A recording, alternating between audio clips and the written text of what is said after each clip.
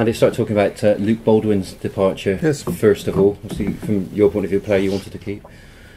I'm really disappointed that we weren't able to re-sign Luke. Understand his frustrations of this year of not getting a starting place, but I think that he'd been working hard and there was potential for an opportunity for him in the next couple of months. He's seen it differently, and similar to Andy Short, he signed with Worcester.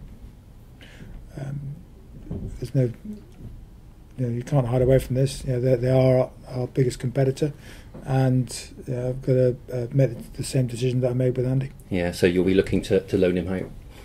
Oh yes, that's this is high stakes, and you need everybody that's fully on board and desperate for this team to be successful. And we're not about taking any risks. We need 100% commitment to the cause. Yeah, and another player departing today, Ryan Edwards, going out on loan. Different situation from him, of course. Completely different situation. There's a lad that needs some rugby and got a little bit frustrated about not getting the rugby that he's got, and we're trying to get him some game time at Ealing, and it's really good for him. He's going to be given that opportunity. We've done this with Augie Slovic. He's been up at Yorkshire. Joe Joyce has been up at Yorkshire as well. We've had Carpenter and Cook playing in the midfield for Rotherham and Nottingham. So it's been good for these young lads to get some game time, and then they can come back to us. So Joe will be involved with us this weekend. So he's had some game time, and he's coming in confident about what he can do. Yeah, and these are obviously players that you see long term. Their future still very much at Bristol. Oh yes, and for all players, you want to be playing. Right? That's one of the key aspects, and we haven't had so many A games, so it's vital that we get some rugby for them. Yeah, and on the injury front as well, Mark Sorensen, another injury blow with him. Yeah, shame for Soz, similar to last year, but we believe that he'll be fit for the playoffs. So he's had the operation already, so it's now about getting himself back fit. Ollie picked up a knock and broke his hand, and it's going to be 4 or 5 weeks of healing for him. So a couple of injuries that were disappointing to pick up, but believe that sort of we're getting a number of players back now, and to have Jack Lamb back fit, training well, Anthony Peronisi back and getting his training up to speed.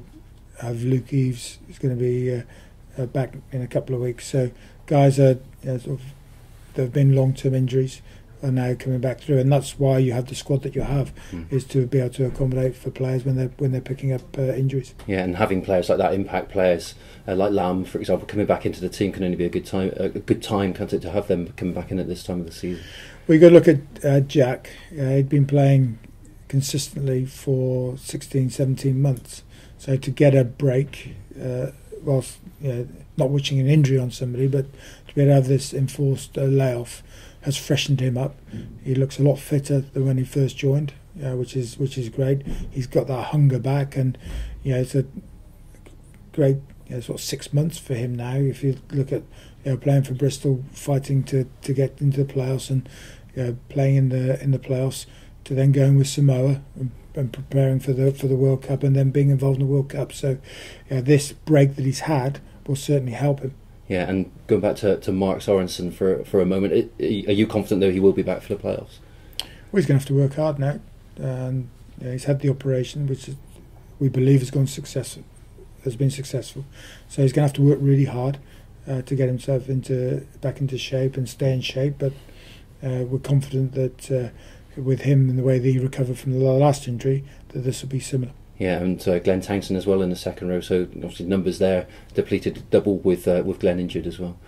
Yeah, I didn't mention Glenn going down. He was there was a sniper in the warm up that took his calf out, unfortunately, and he's should be back fit in 3 or 4 weeks. Once that injury's healed, but we've got the cover. Ian Evans came in onto the bench. Joe Joyce has come back from Yorkshire, and I've got the potential of playing Ben Skirving or Ryan Jones in the second row. So the depth is there for us. Yeah, you talk about Joe there. Now he's come back. Have you noticed a difference in him already during training? He's only been back a day, so but he's still got his Bristol accent. That's good to. And the games keep coming thick and fast, of course. Doncaster next up. Is that one of those games away from home? You'd expect them to raise their game, of course, again against Bristol. Well, Doncaster have been really well organised. They're fighting to stay up. They had a great start to the season. They win their first 3 games. Tailed off a little bit after that, but I think we're playing them in the BNI Cup semi-final in the same place. So there's a bit of a dress rehearsal for that. They had an outstanding result at Cornish Pirates at the weekend, and credit to them for achieving that. So yeah, it should be a cracking game. We know Clive Griffiths really well. His defensive organisation is outstanding, and just when we played them in that first game, that what we saw was a real camaraderie amongst the squad, and they really played for each other. And we found it very hard to break them down, and I think at half time they went in the lead.